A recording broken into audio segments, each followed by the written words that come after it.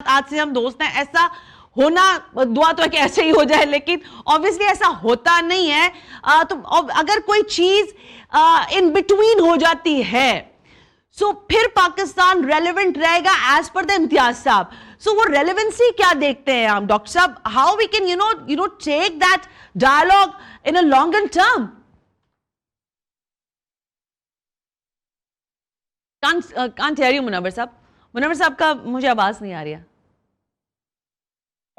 सना, आपको brigadier retired Syed Ghazanfar Ali साहब को, इम्तियाजुल हक साहब को, आपके देखने वालों को, थेपो साहब चले गए हैं, उन सबको सलाम। Thank you. मेरी उम्मीद है आवाज आपको आ रही होगी। जी सर, आप आ रही है। प्लीज ऑडियो थोड़ा अप कर दें स्टूडियो में। थेपो साहब भी बैठे हुए ही हैं, आपको सुन रहे हैं। जी जी।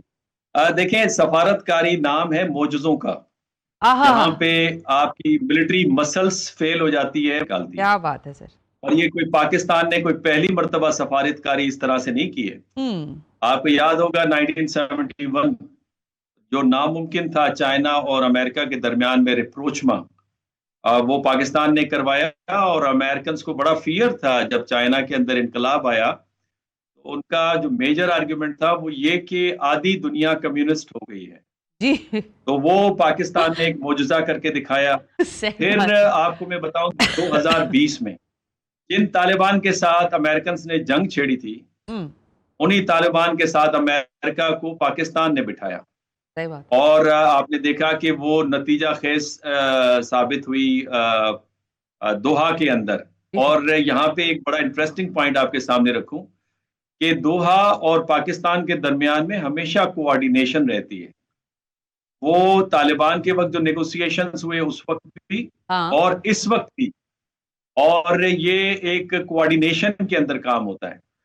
तो ये दूसरा मौजूदा था। तीसरा, आपको याद होगा 12 दिनों की जंग। और लगता था कि वो जंग एक बहुत बड़ी जंग में तब्दील हो जाएगी। उस वक्त भी पाकिस्तान की जो शटल डिप्लोमेसी थी, उसने यूएस और ईरान के दरमियान में ब्रिज को गैप किया था।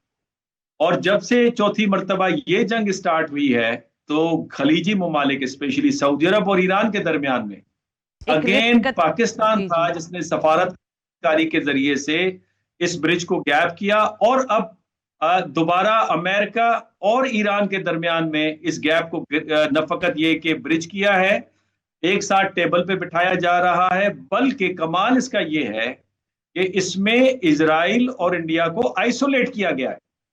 इसीलिए मैं इसको रिलेट करता हूं बिस्मार्क की सफारतकारी के साथ, कि जिसने उस वक्त फ्रांस को आइसोलेट किया था, बेल्जियम को, पर्शिया को, रशिया को जर्मनी के साथ मिला के टू फ्रंट वॉर से बचाया था। और फिर एक तारीख है पूरी सफारतकारी के मौजूदों की। Let me give you few example from the international. Interestingly, बहुत इंटरेस्टिंग डॉक्टर साहब, बहुत इंटरेस्टिंग। सबसे पहले Cuban missile crisis 1962। It was a very critical time कि जब दुनिया at the brink of nuclear war थी। जी सर। और उस वक्त प्रेसिडेंट कैनेडी और जो प्रीमियर थे फॉर्मर सोवियत यूनियन के खुर्शीव, उनके साथ सीक्रेट डिप्लोमेसी हुई, और उसके तहत दुनिया न्यूक्लियर वॉर से बची। और सोवियत यूनियन ने अपने बैलिस्टिक मिसाइल्स क्यूबा से, और अमेरिका ने अपने बैलिस्टिक मिसाइल्स तुर्की से हटाए। दूसरी मर्तबा 1948-49 में बर्लिन क्राइसिस, जो कोल्ड वॉर को समझते हैं वो याद रखेंगे, बर्लिन क्राइसिस में पहली मर्तबा था कि पूरा यूरोप जंग की लपेट में दोबारा आता। लेकिन ह्यूमैनिटेरियन और डिप्लोमेटिक एफर्ट्स ने उस बर्लिन वॉर को जंग होने से बचाया, और सोवियत यूनियन जिसने वेस्टर्न बर्लिन को जमीनी रास्ता ब्लॉकेट कर दिया था, उन्होंने उसको खोल दिया। तीसरा जो वाकया आपको नजर आता है वो है बाल्कन्स की जंग 1990 में। और ऐन मुमकिन था कि ये जो बाल्कन्स की जंग है ये दोबारा पूरे यूरोप में फैल जाती। और जो योगोस्लाविया की जंग थी उसको सफारतकारी, और बड़ी इंटेंस सफारतकारी थी इनफैक्ट, और मल्टीपल जगहों पे सफारतकारी चल रही थी, और मल्टी पार्टी डिप्लोमेसी चल रही थी। उस जंग ने, उस सफारतकारी ने बहुत बड़ी जंग से दुनिया को बचाया था, बिकॉज उसके अंदर यूरोप भी इन्वॉल्व होता, और चूंकि उसके अंदर कोसोवो भी था और बोस्निया भी था, तो ऐन मुमकिन है कि पाकिस्तान भी उसका हिस्सा बन जाता। तो सफारतकारी का एक लंबा सफर है, और फिर इसमें कमाल की बात, आखिरी नुक्ता कहूं, बात मेरी लंबी ना हो जाए, मेरे काफी मोहतरम यहाँ पे नहीं सर, आप कंटिन्यू करें, सब आपके लिए हमतन गोश हैं, आप बड़ी इंटरेस्टिंग मालूमात दे रहे हैं। मैं बल्कि सीखता हूँ ब्रिगेडियर गजनफर साहब से, बड़े सीजन्ड इस वक्त सिराजुल हक साहब भी बैठे हुए हैं, देपो साहब अपने तई खुद एक अच्छी एंकरी करते हैं, उनके पास इंफॉर्मेशन है, आप खुद माशाल्लाह बहुत अच्छा काम कर रही हैं। सना, ये सफारतकारी जो है, याद रखें, इसकी कॉस्ट कम और इसका बेनिफिट ज्यादा होता है। और ईरान का कमाल ये है कि वो उसकी जो सिविलाइजेशनल कैरेक्टर और नेशनलिज्म को तो हम याद रखते हैं, लेकिन उसकी डिप्लोमेसी की तारीख देखिए कि वो हमेशा टफ टाइम देते हैं डिप्लोमेसी में, वो बड़े टफ नेगोशिएटर्स हैं। और आप रिलेट कीजिए सलमान फारसी से कि हर उस मौके पे, चाहे वो जंग का था, अमन का था, मुआहदे का था, रसूल खुदा सल्लल्लाहु अलैहि वसल्लम सलमान फारसी से मशवरा लिया करते थे।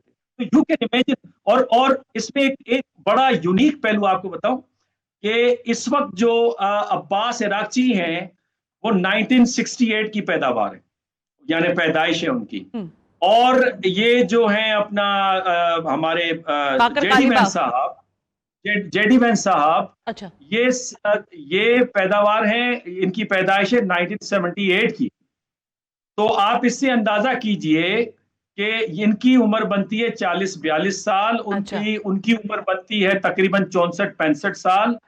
और जेडी वैन साहब ने 2022 में ज्वाइन किया है पॉलिटिक्स को, 24 में बने हैं वाइस प्रेसिडेंट, पढ़े लिखे हैं, इनलाइटेंड हैं, ओपन हार्टेड हैं, लेकिन एक्सपीरियंस नहीं है। जबकि अब्बास इराक़ची डिप्लोमेट भी हैं, फिलोसोफर भी हैं, पॉलिटिकल साइंटिस्ट भी हैं, और वो जो JCPO का जो न्यूक्लियर डील थी जिसमें अली लारेजानी लीड कर रहे थे, उस टीम का हिस्सा भी है। तो he has experience how to deal with the Americans.